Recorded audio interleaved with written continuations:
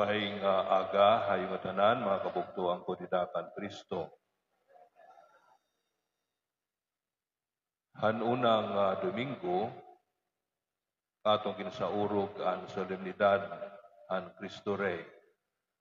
Manamo adto ang katapusan nga Domingo, ang tuig ang simbahan. Yana nga Domingo, siyahan nga Domingo ang Adviento, ato naman kititikangan inusa nga bag-o nga tuig ang simbahan. So amoy niton aton New Year's Day, iton siyahan nga Domingo, iton Adviento. Nga maaram kita nga didahini nga mga panahon, iton huna-huna iton mga tao, aadto na iton ti arabot nga pagsalin-urog iton Pasko. Kay sharing pa pag-abot pala nga ni iton pagtikang iton bare months, ginpapahinon mo kita iton Pasko. Ngan siguro yun nga panahon uso na iton countdown, pero nalakaadlaw, maabot na iton Pasko. Yan na nga mga panahon na tikang na iton mga selebrasyon na nakakagawas na iton mga dekorasyon na may ada kalabutan iton Pasko. Pero iton aton mga pagbasa yan nga adlaw, diri nagihimang raw mahitungod iton Pasko. Iton aton mga pagbasa yan nga adlaw, nagpapahinumdum na hikita nga tanan, namumulat diri han pagkatawa na aton Ginoo nga aton pagsasalin-urugon, kundi namumulat liwat kita han iya pagbalik. Naghihimang raw naton mga pagbasa, ang parusiya, ang pagbalik ang ikaduha nga pagkaniya naton Ginoo, didahan ni Maya, didahan niya paghukom, ng pagdarahan, katadungan nga niya kalibutan. So amoy niton panahon, iton Adviento, mga pag-andam, diri ila para iton Pasko, kundi pag-andam gihapon, para han pagbalik han aton Ginoo kakatapusan iton panahon. So iton at least iton katapusan iton aton tagsa-tagsa nga kinabuhi. Ngan didah iton aton mga pagbasa na ginsusumatan kita kun unan naton iton pag-andam para hini. Didah naton ikaduha nga pagbasa ang surat ni San Pablo ngaton mga taga Tesalonica. Aniya pag-ampo sa rin niya nga patubuon han Ginoo han iyo pagsihigugmaay. Pagtubo dida iton pagsihigugmaay. Ngan kung ato kukulawan, ini nga pagtubo, diri niya ikinakada iton paningkamot iton tawla. Iton matikang la iton kusog iton tao.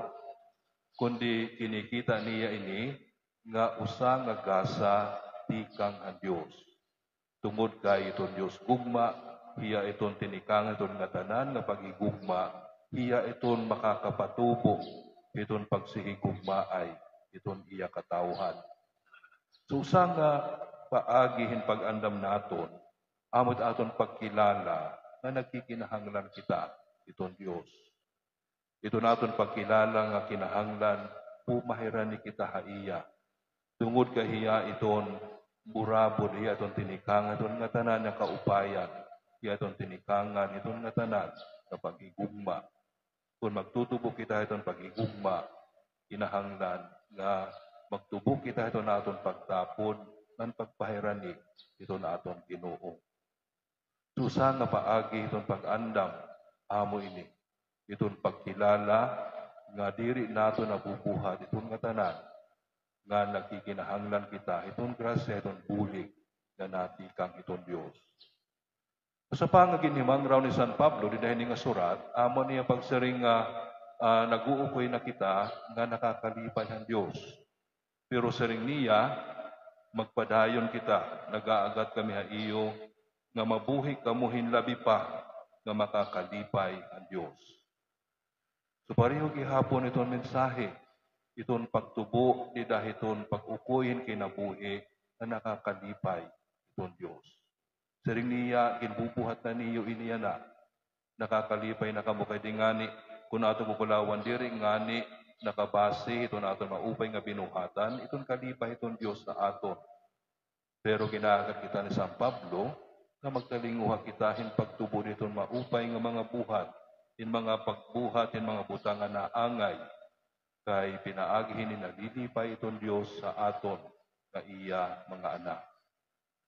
So pagtubo gihapon, di dahil iton pagkamatadong ito na aton kinabuhi. Ang aton ebanghelyo naman, nagihimang raw mahitungod hin pagbantay. Pagbantay, ayaw tugot na magpatakas kamuhin pagkinaon, ngan pag-ininom, ngan magkinabaraka kamuhin ini nga kinabuhi. Di dahil nga panahon ng Adbyento, iton dali naging focus naton, iton aton mga selebrasyon. Sharing parties, left and right. Kalipayan, left and right. Diri maraot nga mga butang. Pero sa ringhan naton ebanghelyo, ayaw itugot nga magpatakas kamo, hindi nga mga butang. Ngan mawara kamo, hiton kaangayan nga pag-andam. Diri pag-andam, hiton mga externals nga butang, kundi pag-andam, hiton kalugaringon. Hiton pagkilala, hiton aton pagkinahanglan, hiton pagpasol, hiton aton pagkinahanglan, hiton pagbalik ngadto sa Dios. Siguro usang general nga pahinumha ato yan nga panahon, amo iton pagin tinuod iton aton ngaran. Pagin tinuod iton aton ngaran. Niyada naton tagsa-tagsa nga ngaran. Pero iton aton common nga ngaran, amo iton aton pagin Kristiyano. Yan ang adlaw, ikaupat nga adlaw iton aton misa nobinaryo, ginaagat kita hiton pagpamalandong, hiton pagkaharangdon, hiton ngaran hiton Dios. Ngaran nga nagpapahayag, hiton iya kasantos, itiya kabaraan, ngaran nagpapahayag, hiton iya gahom, ngaran nga nagpapahayag, hiton iya pagigugmaha aton, ngaran nagpapahayag, hiton iya pagtalwa sa aton. Baraan nga ngaran, baraan hiton iya ngaran, kay baraan hiton Dios. Nga amo iton ginaguukoy di dahili nga ngaran niya. So iton ngaran iton Dios usa nga baraan nga ngaran nga naangay, kumbaga iton iya nga tanan nga ginbubuhat, iton iya ngaran. Nagihimo iya tungod kay magturuha iya, nagtatalwas siya tungod kay magtaralwas siya. Ngan iton iya ngaran nagpapahayag nga iton iya kinaiya, amot pagkamayada, sharing pa iton iya nature is existence. Amo nga ni nga iton tinikangan, iton nga tanan nga binuhat, kay ginpapaanggit niya ini nga dahiton nga tanan. So iton Ginoo, iton iya ngaran, ginpapahayag nga haw iton iya pagkabaraan, iton iya pagkagamhanan, iton iya pagigugma. Iton aton ngaran, yung kanina, mayroon naton tagsa-tagsa nga ngaran, pero iton aton common name, amo iton aton pagin Kristiyano. Siguro usang agata aton nga maging tinuod kita, iton aton ngaran, kumo mga Kristiyano. Siringhan na aton anay Santo Papa Benedict XVI, siring niya, nga yan ako nga panahon daw sugadhin ginwawara iton Ginoo, dira iton iba-ibang aspeto, iton kinabuhi iton tao, dira iton sosyedad, ginwawara iton Ginoo.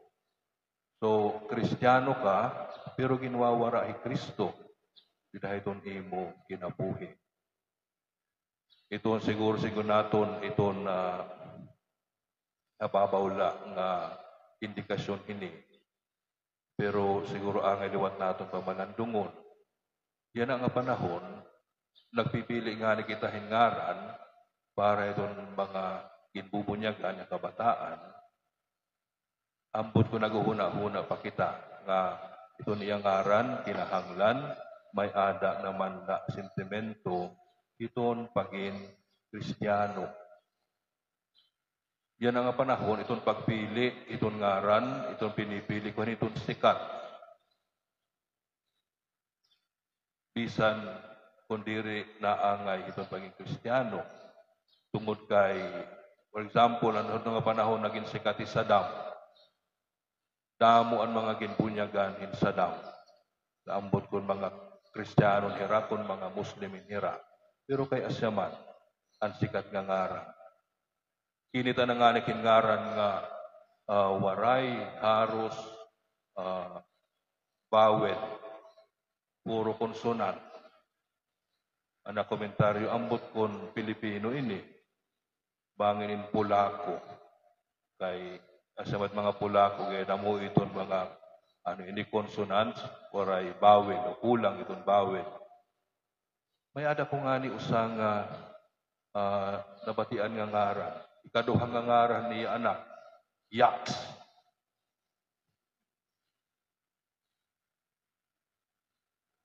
May ada niya ngaran nga usa, tapos dinugtungan, Yaks.